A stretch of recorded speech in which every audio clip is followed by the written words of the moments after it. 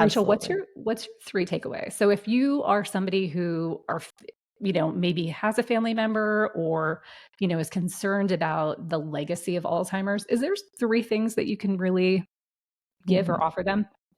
Yes. So, I mean, the biggest one is what we've been talking about this entire time is finding ways to work in movement. And if building muscle and lifting and all that is sounding like too much right now, then yes, finding ways to work in movement throughout the day, not just like one exercise session, but just kind of a little bit of fitness, a little bit all the time, like just kind of, yeah, incorporating it is hugely beneficial.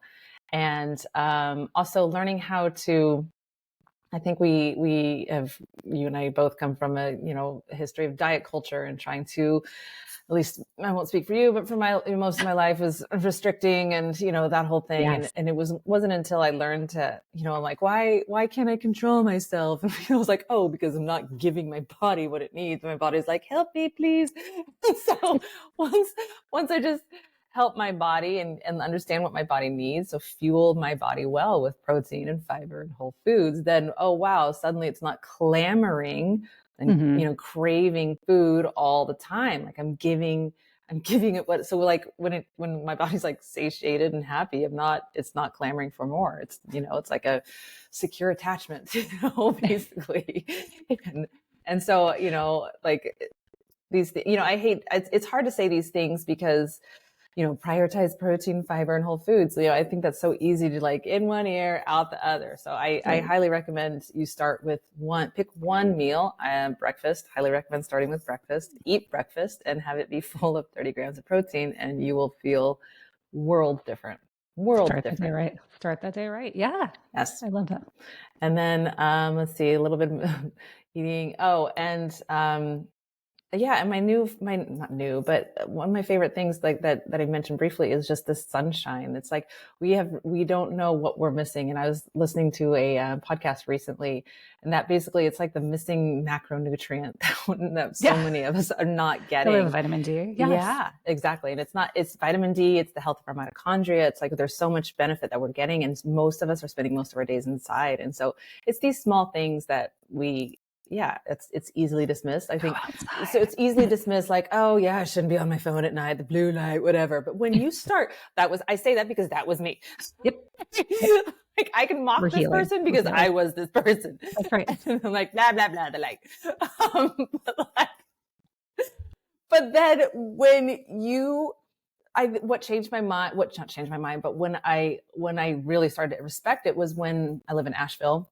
And we Mm-hmm. had the hurricane right around a year ago, and Mm. there was no power, no cell phones, nothing for quite some time. And it was candlelight and doing our best, and despite the stress, despite the chaos, Yeah. slept like a baby.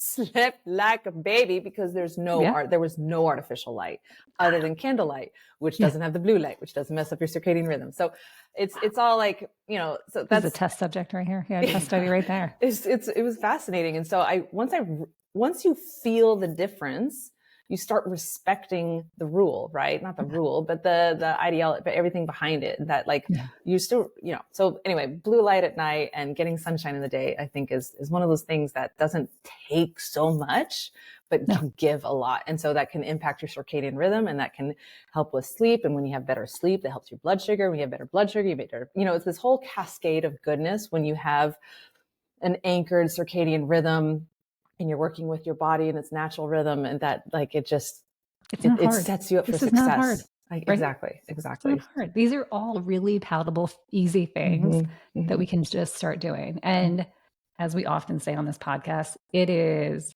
not about perfection, Yeah. right? Yeah. It is about progress, not perfection. So maybe you had a bad night's sleep. That's okay. Start tomorrow. Exactly. There is no magic calendar where anyone's judging you, No. right? So choose breakfast. That's totally palatable. Start with the best breakfast you can think of, right? Exactly. Don't worry Set about an alarm for overhauling your bed. diet and just start Yes. with breakfast. Exactly. And Do some wall push-ups. I think this thing that's important. This has been important for me to acknowledge and realize is that it's progress over perfection forever, because there is no arrival. There is no arrival. I'm in shape. I still have to work out and try.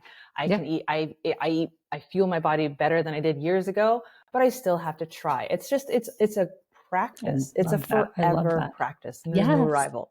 We're never done. It's just learning how to stay in the practice. Yeah. Thank you for your wit. Thank you for your humor. Thank you for your Yeah. levity.